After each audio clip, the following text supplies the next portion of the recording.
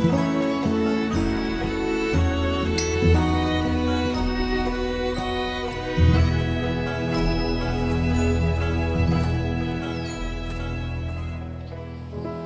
and Larissa asked me to read a couple of quotes from a man named John Piper, who's a well-known Bible teacher, and he talks about marriage and how this mystery refers to Christ and the church. And he says this: marriage is not mainly about prospering economically.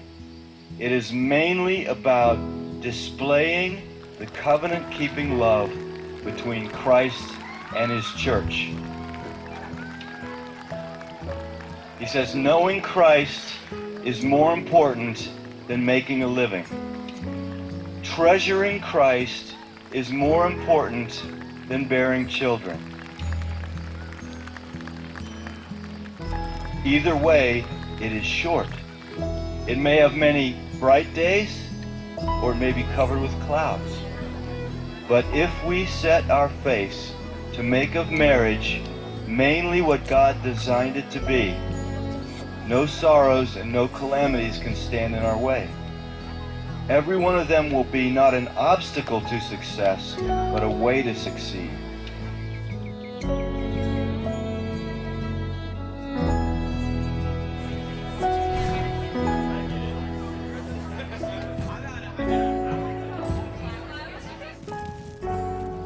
The beauty of the covenant-keeping love between Christ and his church shines brightest when nothing but Christ can sustain it.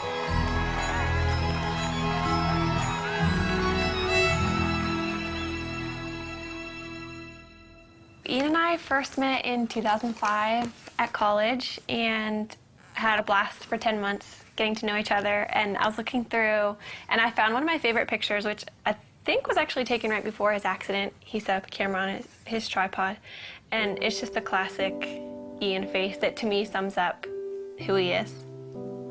We'd been dating for 10 months and he was working an extra job for his dad, and he was on his way to work near Pittsburgh. And we got a phone call that he had been in an accident, and we didn't know if it was when he got to work or on his way. And so we got down to Pittsburgh, and I was just praying the whole time in the car that it wouldn't be his brain. After being at the hospital for a few hours, we found out that it was, and he had been in brain surgery for a few hours and had suffered a traumatic brain injury. God totally spared his life. One night he was failing 4 out of 5 brain activity tests, and the next morning he was doing well and his brain was starting to respond again.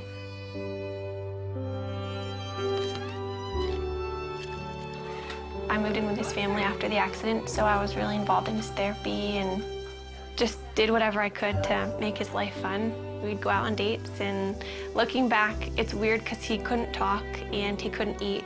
So we probably looked like complete weirdos being on dates, but we had a blast, and I just talked to him all the time. I knew that before Ian's accident, he was very serious about marriage and was ring shopping, so I knew where he was, and that helped me so much. After he couldn't talk, I knew that he loved me, and I knew where he wanted the relationship to go because we were dating very intentionally. We just prayed that marriage would someday happen and watched all of our friends get married and start having families. That was challenging, but we just tried to hold out hope that that would be us someday.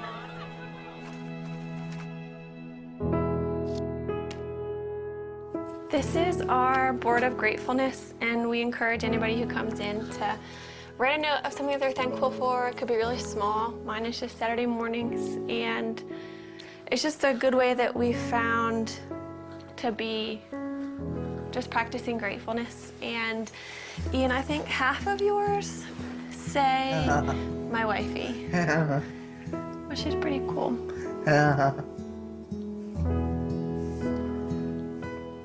We decided that we couldn't really consider marriage as an option until Ian was able to communicate. But if he could communicate with me, then we could have a marriage, knowing it would be really different.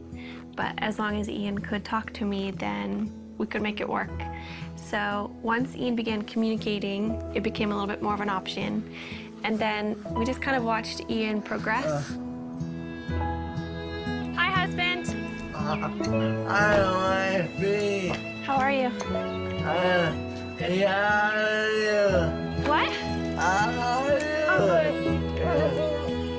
How was your day? Yes.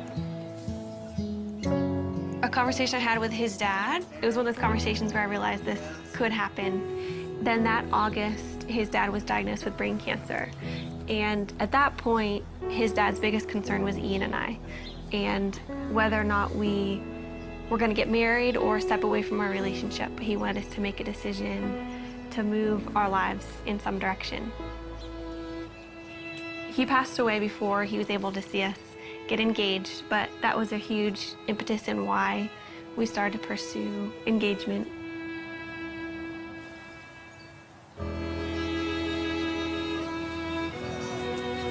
Throughout premarital counseling, we just used this momentary marriage. It was so helpful because John Piper talked a lot about primary things and secondary things, which is really important for us because when we're walking out our marriage practically, Ian can't do the secondary things like working or making a meal for me. Everything that's primary, though, he can do, which is leading me spiritually. Ian always comes back to the foundational truths of who God is and kind of reels me back in from my emotions, and that's the most important thing. We have two friends that we're going through the book with. I think we've just been able to help them see that maybe the little things that they're excited for about marriage are worth being excited about, but they're not the end all and be all of their marriage. But we also have so much to learn, and we're learning from them and things that they share because our relationships are different and we can glean different things from each other. I think what helped us in deciding to make this commitment to each other, at least for me, is knowing that Ian wouldn't have left me if the roles were reversed, and that we love each other and we know that God's going to be faithful to our marriage. We're able to love each other with, I think, a more Christ-like love because of Ian's disability, and just to understand that picture a little bit better than if you were healthy.